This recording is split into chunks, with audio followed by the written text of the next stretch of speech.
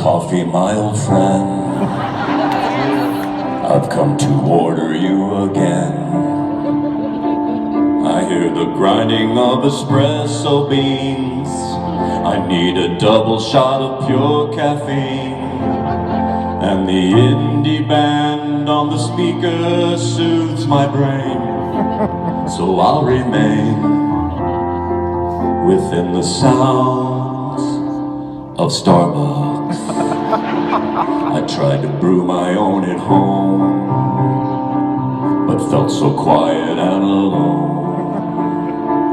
I need to be amid the morning rush, where the leather chairs are soft and plush.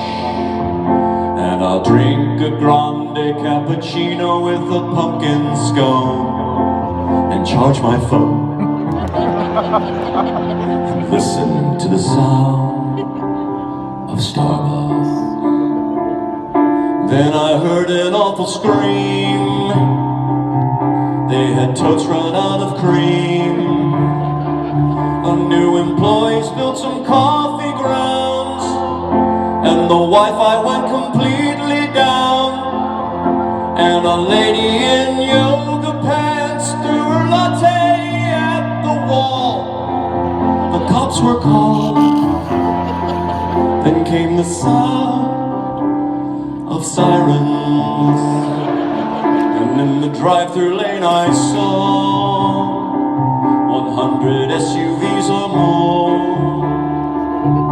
People paying without drinking, people waiting, they were all freaking.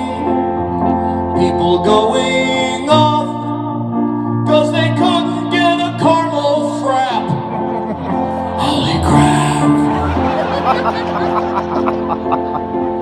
A riot started at Starbucks, and while a Bible study prayed, baristas formed a barricade.